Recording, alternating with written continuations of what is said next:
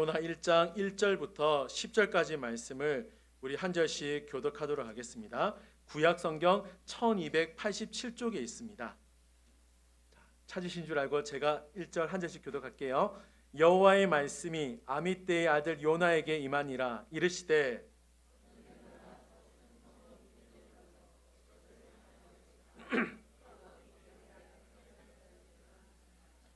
그러나 요나가 여호와의 얼굴을 피하려고 일어나 다시스로 도망하려 하여 욥바로 내려갔더니 마침 다시스로 가는 배를 만난지라.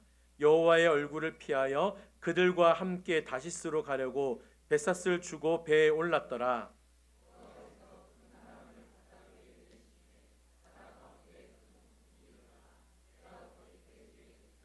사공들이 두려워하여 각각 자기의 신을 부르고 또 배를 가볍게 하려고 그 가운데 물건들을 바다에 던지니라.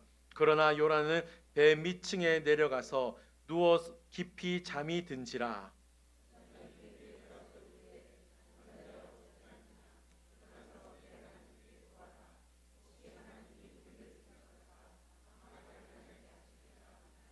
그들이 서로 이르되 자 우리가 제비를 뽑아 이 재앙이 누구로 말미암아 우리에게 임하였나 알아보자 하고 곧 제비를 뽑으니 제비가 요나에게 뽑힌지라.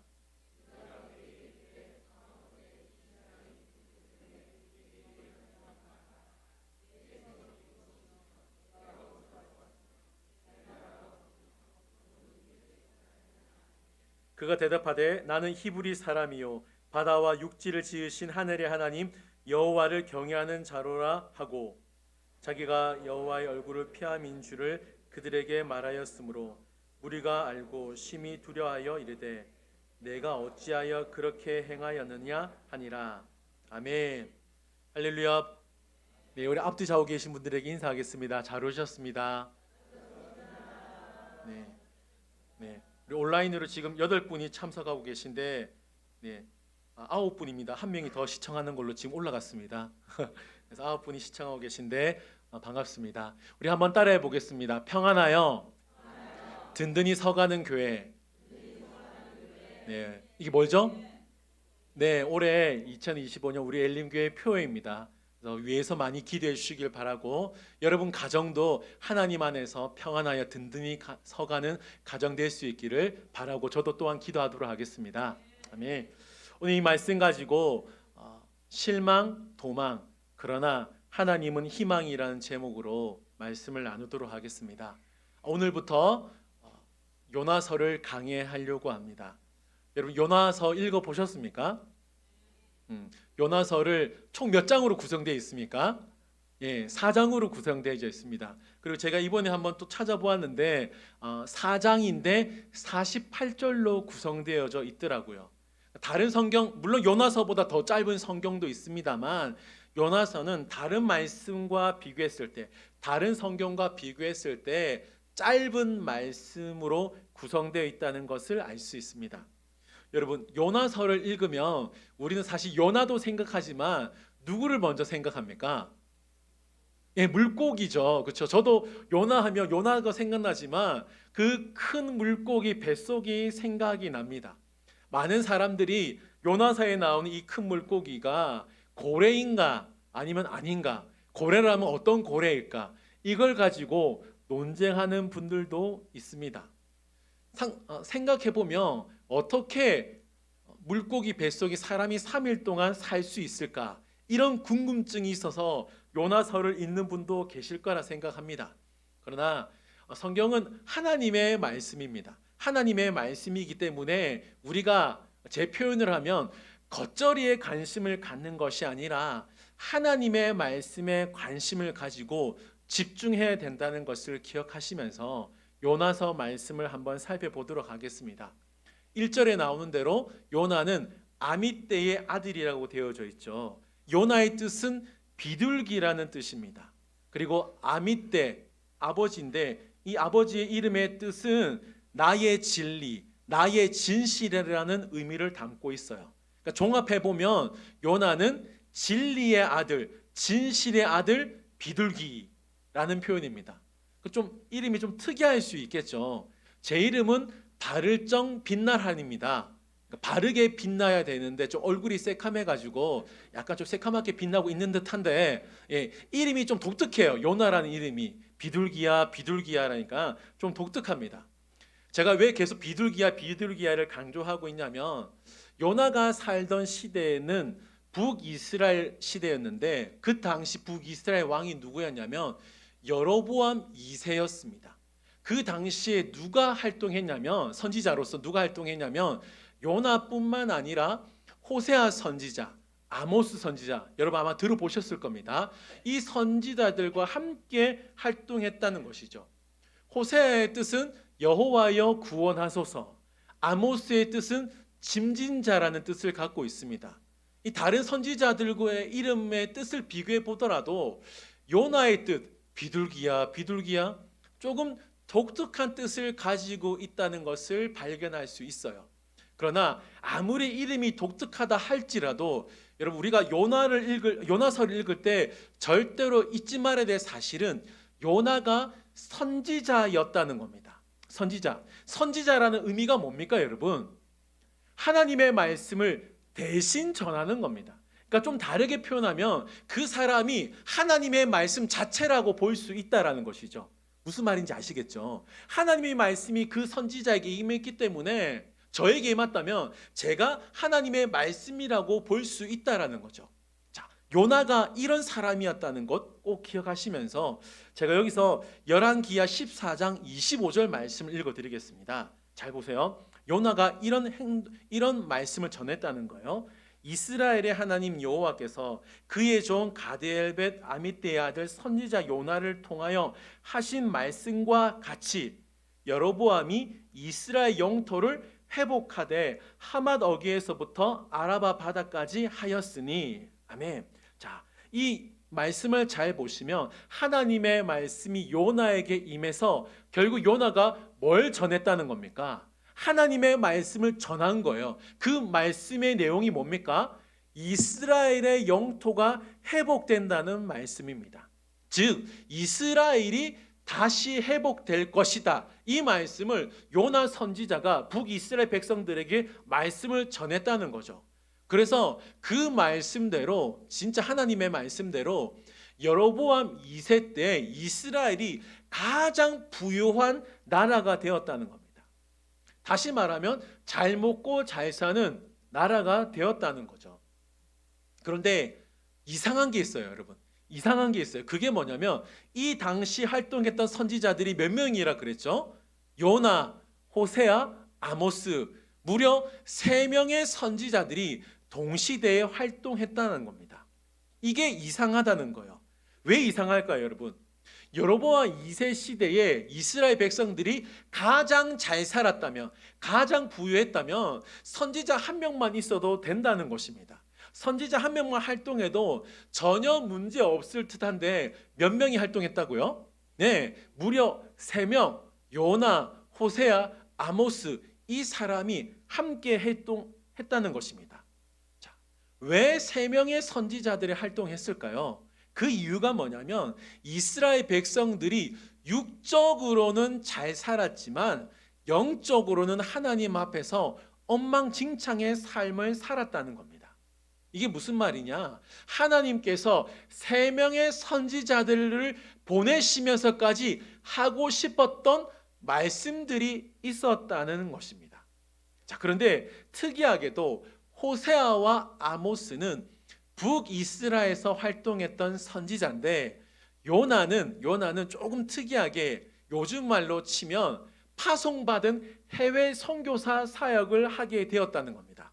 그 해외가 어디냐? 파송받은 곳이 어디냐? 2절에 나옵니다. 2절 보시면 너는 일어나 저 큰 성읍 니느웨로 가서 그것을 향하여 외치라. 그 악독이 내 앞에 상달되었음이니라 하시니라. 아멘. 해외로 파송받은 도시가 어디입니까? 예, 니느웨라는 거예요. 니느웨. 자, 그러면 하나님의 말씀대로 다시 한번 말씀 보여주실래요? 2절 말씀. 자, 니느웨로 파송받았는데 그러면 하나님의 말씀대로 요나는 딱 3가지만 하면 됩니다. 3가지 잘 보세요. 동사를 잘 보세요. 일어나 가서 외치라. 한번 따라해 보겠습니다. 일어나 가서 외치라. 예. 자, 잘 따라해 주셨습니다. 이렇게 잘 따라한 것처럼 요나가 어떻게 하면 돼요? 일어나 가서 외치면 돼요. 뭘 외치면 됩니까? 너희의 죄악이 악독이 하나님 앞에 상달되었다. 이걸 일어나 가서 외치면 됩니다. 자, 동의가 되시죠? 자, 잘 따라오고 계시죠? 이게 지금 하나님의 말씀이었다는 거예요. 자, 그러면 3절 보십시오. 3절 보시면 3절에 되게 특이하게 그러므로로 하고 시작돼야 되잖아요. 그렇죠? 일어나 가서 외치라 했으니까 그러므로 요나가 일어나 가서 외쳤다. 이렇게 말씀이 기록되어져 있으면 아무런 문제가 없는데 뭘로 시작합니까? 예, 그러나로 시작하고 있다는 거예요. 자, 일어났긴 일어났는데 요나가 지금 파송받은 니느웨로 가는 것이 아니라 어디로 가고 있습니까? 예, 다시스로 가고 있다라는 겁니다. 자, 그러면 질문이 필요하죠. 왜 요나가 하나님의 말씀에 순종하지 않고 다시스로 가려고 할까요? 이게 좀 다르게 표현하면 여기 나와 있는 대로 도망가고 있다라는 겁니다. 자, 요나는 하나님의 말씀이 분명히 임했는데 그 말씀에 순종하는 것이 아니라 도망치고 있다는 거예요. 그 도망가는 이유가 뭐냐면 요나가 하나님께 실망했기 때문입니다. 뭐라고요? 예, 요나가 하나님께 실망했다는 겁니다. 자, 왜 실망했는지 한번 살펴보겠습니다. 하나님께서 요나를 파송한 곳이 니느웨입니다. 니느웨. 이 니느웨는 아수르의 수도였는데 아수르를 한번 살펴볼 필요가 있습니다. 아수르. 이 아수르는 아주 오랫동안 이스라엘을 괴롭혔던 나라입니다. 자, 여러분 한번 상상해 보세요. 제가 여러분들을 괴롭히고 있어요. 아주 괘씸하게 여러분들을 괴롭히고 있어요. 그런데 하나님이 여러분에게 말씀하셔서 정한이에게 가서 다음 주에 엘림교회 가자. 다음 주에 우리 행복 축제하니까 거기 가자고 말을 하라고 합니다. 여러분 같으면 저를 만날 수 있을까요? 없을까요? 아, 그렇죠. 감사합니다. 저 만난다 할까 봐 걱정했는데 안 만나야 돼요. 왜죠? 싫으니까, 나를 괴롭히니까 요나의 마음이 그렇다는 겁니다. 아니, 하나님, 그 아수르 지금 우리나라를 괴롭히는 나라인데 나보고 가라고요? 아, 나 못해요. 나 절대 못합니다. 나 싫습니다. 요나의 마음이 지금 이런 마음이란 겁니다.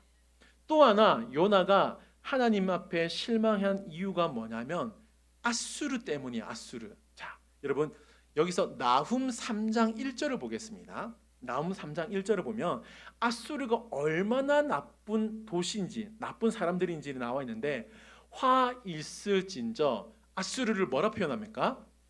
예, 피 비린내 나는 피 냄새가 나는 피의 성이라고 고백합니다. 왜? 그 안에는 거짓이 가득하고 포악이 가득하여 냄새가 떠나지 않는다는 거예요.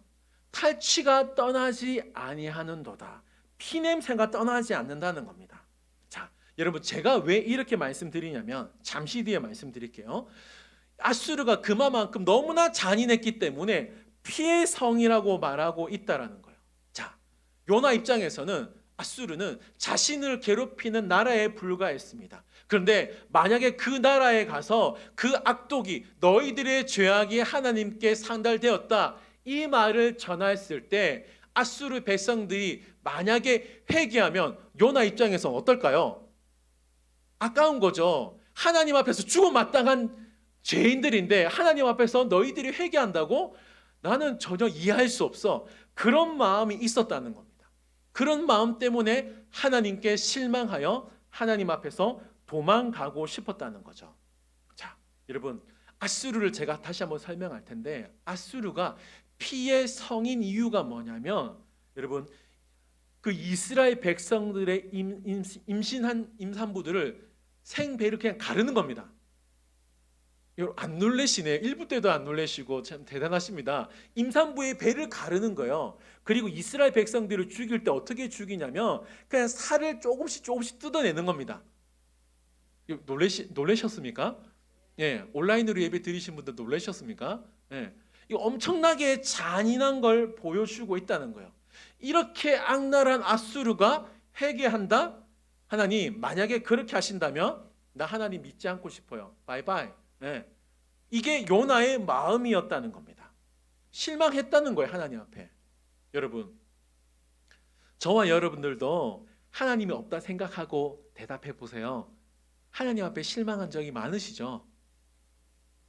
없습니까? 솔직하게 말씀해 보세요, 여러분. 하나님 없어요. 저는 솔직히 말씀드려서 하나님 앞에 실망한 적도 있습니다. 실망한 적 있습니다. 여러분, 우리가 사실 하나님 앞에 언제 실망합니까?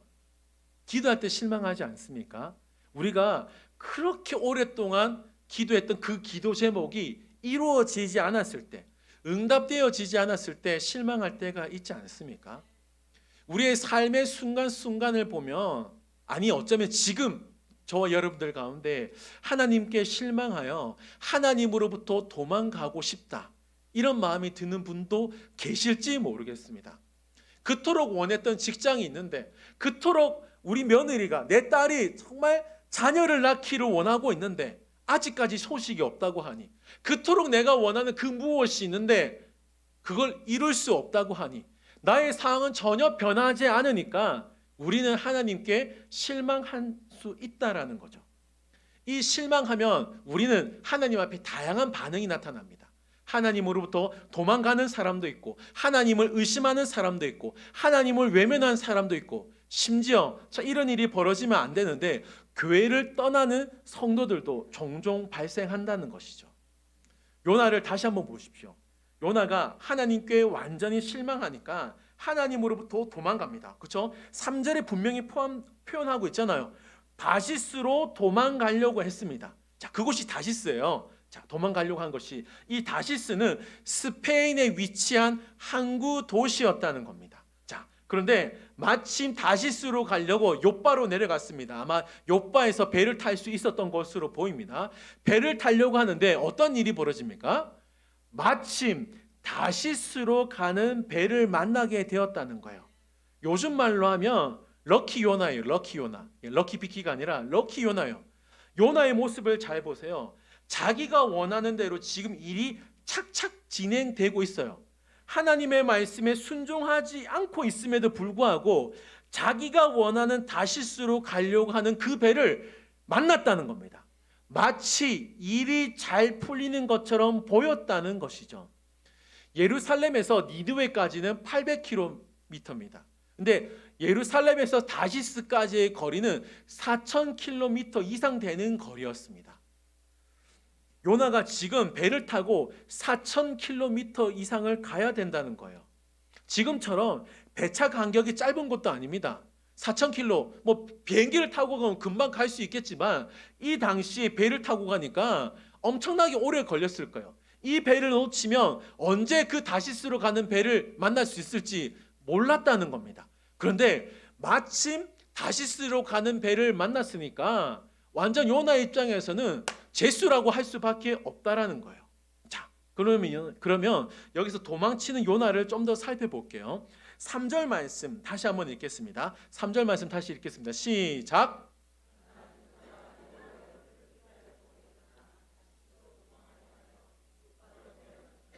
마침 다시스로 가는 배를 만난지라 여호와의 얼굴을 피하여 그들과 함께 다시스로 가려고 뱃삿을 주고 배에 올랐더라. 아멘. 자, 여러분 3절 말씀 잘 보시면 마침 다시스로 가는 배를 만나서 결국 다시스 가는 배를 만나게 되는데, 그 가정 가운데 우리가 주목해야 되는 단어가 내려가다라는 단어입니다. 내려가다. 이걸 히브리어로 야라드라고 표현하는데 욥바로 내려갔다. 이게 야라드라는 단어입니다. 자, 그런데 3절에 한 번 더 야라드가 사용되고 있습니다. 그 단어가 뭐냐면 우리나라 말 성경에는 뱃삿을 주고 배에 올랐더라라고 되어져 있는데 원문으로 보시면 배에 야라드 했더라라고 되어져 있어요. 그러니까 배에서 내려갔더라, 뱃삿을 주고 내려갔다라고 되어져 있고, 5절에 보시면 한 번 더 야라드가 표현되고 있습니다. 여러분 눈으로 한번 보시죠. 5절 맨 마지막 부분에 배 밑층에 내려가서, 이것도 야라드라는 거예요. 그러니까 3번이나 지금 요나가 지금 내려갔다라는 것을 보여주고 있다라는 겁니다. 자, 여기서 우리가 중요한 영적 진리를 발견할 수 있는데 그게 무엇이냐면 하나님으로부터 점점 멀어질수록 우리의 삶은 내려갈 수 있다라는 겁니다. 하나님으로부터 멀어질수록 우리의 삶은 내려갈 수 있다라는 거죠. 자, 이게 무슨 말이냐면 여러분 한번 상상해 보세요. 생명의 근원이신 하나님을 우리가 떠날 수 있을까요? 떠날 수 없습니다. 우리를 창조하신 분이 하나님이시고 우리 인생의 주인 되시는 분이 하나님이신데 아무리 도망치고 도망친다 할지라도 하나님으로부터 멀어질 수 있을까요? 멀어질 수 없다라는 겁니다. 만약에 의도적으로 하나님으로부터 멀어진다 하면 결국 요나와 같은 일이 벌어진다는 거죠.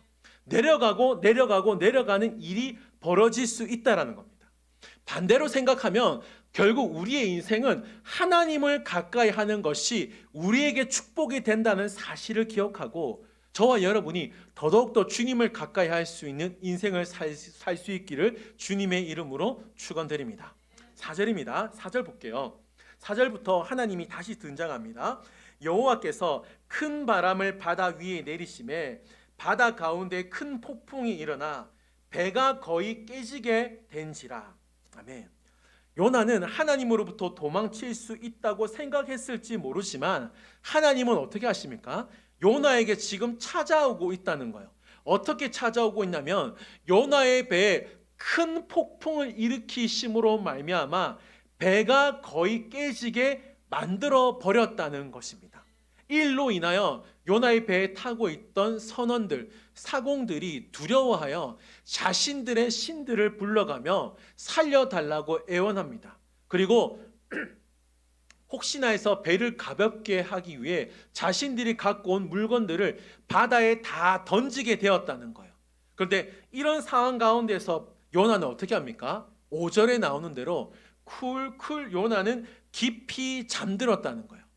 지금 요나가 잠들 때가 아닌데 정신을 차리고 하나님의 말씀에 순종해야 하는데 요나는 어떻게 합니까? 도망쳐서 잠을 자고 있습니다. 지금 요나의 모습은 영적으로 무감각한 영적으로 아무런 깨어있음이 없는 요나의 모습을 보게 된다는 거죠. 그래서 결국 어떠한 일이 벌어집니까? 선장이 요나를 깨웁니다. 여러분 이 장면은 굉장히 재미있는 장면입니다. 선장은 하나님을 믿지 않는 불신자였어요. 그러니까 비신자였습니다. 불신자가 지금 요나를 깨우고 있습니다. 요나야, 너 어떻게 지금 이런 상황에서도 잠을 잘 수가 있냐? 큰 폭풍이 치고 있는데 배가 거의 깨지게 되었는데 너 어떻게 자고 있냐? 일어나서 하나님께 기도해라. 이걸 지금 요나가 말을 하고 있다는 거죠. 이 장면은 하나님께서 선장의 입을 통하여 요나를 꾸짖고 있는 장면입니다. 요나야, 너 선지자 아니니? 하나님의 말씀이 임했으니 니느웨로 가야 되는 거 아니냐? 너 하나님을 찾아야 되는 거 아니냐? 이 말씀을 지금 하고 있다라는 거죠. 자, 여기서 사도 바울을 한번 살펴보도록 하겠습니다. 사도 바울이 제수의 신분으로 이제 로마로 압송당하게 되었습니다. 그 배에는 276명의 사람들이 타고 있었어요. 이들과 함께 로마로 가고 있었습니다. 그런데 이 바울이 로마로 가는 도중에 유라굴로라는 광풍을 만나게 되어서 뱃사람들이 죽기 일보 직전에 놓였습니다. 자, 이때 어떠한 일이 벌어지냐면 사도행전 27장 18절 19절인데 제가 읽어드릴게요. 우리가 풍랑으로 심히 애쓰다가 이튿날 사공들이 뭐하죠? 짐을 바다에 풀어버리고 19절 사흘째 되는 날에 배의 기구를 그들의 손으로 내버리니라. 이 모습은 오늘 본문에 나오는 요나 배에 타고 있던 선원들의 모습과 굉장히 흡사합니다. 굉장히 비슷한 상황에 놓였죠. 요나의 배도 광풍을 만나서 어떻게든 살아보려고 배에 있던 물건을 다 바다로 던져버립니다. 그리고 사도행전 말씀도 바울이 타고 있던 그 배에도 어떻게든 살아보려고 배에 있던 짐들을 다 물건을 던졌다는 거예요. 자, 요나도 바울도 똑같은 상황이었습니다. 그런데 결정적인 차이 한 가지가 있습니다. 그 차이가 뭐냐? 사도행전 27장 22절부터 나오는데 이 말씀 제가 길지만 읽어드릴 텐데 바울이 어떤 말을 하는지를 잘 보십시오. 내가 너희를 권하노니, 자, 그 276명에게 이런 말을 하는 겁니다. 내가 너희를 권하노니 이제 안심하라. 너희 중 아무도 생명에는 아무런 손상이 없겠고 오직 배뿐이리라. 내가 속한 바 곧 내가 섬기는 하나님의 사자가 어젯밤에 내 곁에 서서 말하되 바울아 두려워하지 말라. 네가 가이사 앞에 서야 하겠고 또 하나님께서 너와 함께 항해하는 자를 다 내게 주셨다 하였으니 그러므로 여러분이여 안심하라. 이때 바울이 뭐라 그러죠? 나는 내게 말씀하신 그대로 되리라고 하나님을 믿노라. 아멘. 자, 요나와 사도 바울의 공통점은 하나님의 말씀이 그들에게 임했다는 겁니다. 자, 요나 1절을 보세요. 여호와의 말씀이 아미떼 아들 요나에게 임했다라고 말씀했습니다. 바울도 하나님의 말씀이 임했어요. 그런데 두 사람에게는 아주 결정적인 차이가 있었다는 겁니다. 그게 뭐냐? 하나님의 말씀에 대한 태도와 반응이 완전히 달랐다는 겁니다. 요나는 어떻게 합니까? 말씀이 임했는데 그 자체가 말씀임에도 불구하고 하나님의 말씀을 외면하고 도망가 버렸습니다. 근데 사울은 어떻게 하죠? 사도 바울은 하나님의 말씀대로 그대로 되리라고 나는 믿노라. 이 믿음이 있었다는 거죠. 여러분, 요나가 만약에 하나님의 말씀을 믿었다면 설령 다시스로 간다 할지라도 그 배에 타고 있던 사람들은 누구를 만납니까? 하나님을 만날 수 있었어요. 하나님을 만날 수 있었는데 요나는 쿨쿨 자고 있습니다. 하나님을 만날 수 있는 그 기회를 놓치고 되었다는 것이죠.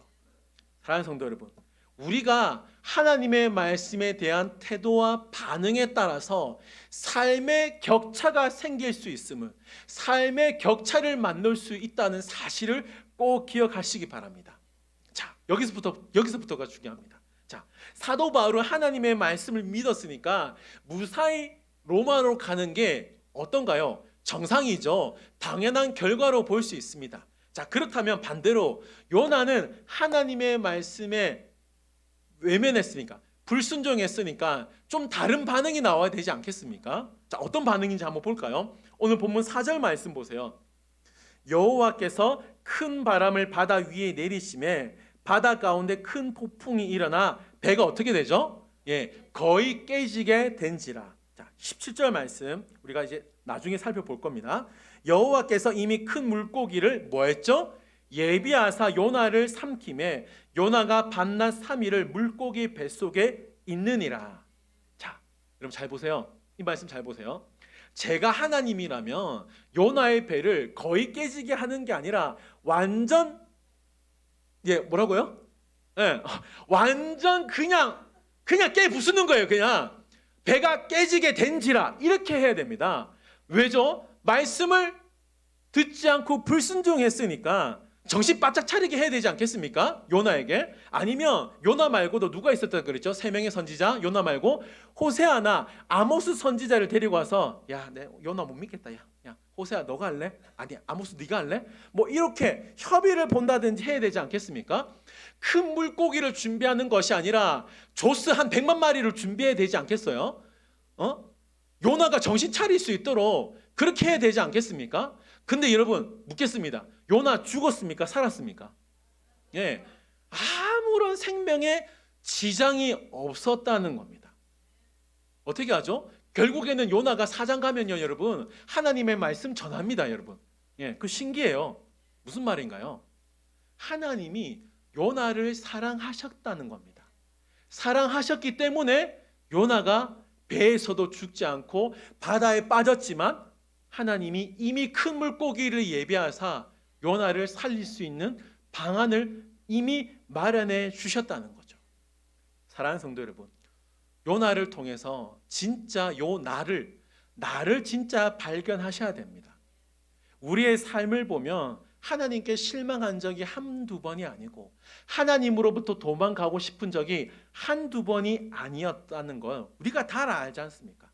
하나님의 뜻과 계획에 실망한 적이 한두 번이 아니었고 하나님을 외면하고 싶었던 적도 한두 번이 아니었음을 우리는 솔직하게 고백해야 됩니다. 그러나 여러분, 그것 때문에 하나님 앞에 실망하지 마시고 그것 때문에 하나님 앞에 도망가는 것이 아니라 그 실망한 그 마음, 도망가고 싶은 그 마음도 하나님 앞에 모든 것을 다 내려놓기를 바랍니다. 다 내려놓아야 되는 이유가 뭐냐면 하나님만이 우리에게 희망이 되기 때문입니다. 여러분, 우리가 하나님 앞에 실망했다 그러죠. 우리가 하나님 앞에 도망가고 싶다 그런 마음도 들었지 않습니까? 자, 그런데 반대로 생각해 볼게요. 하나님에게 자존심이 있다면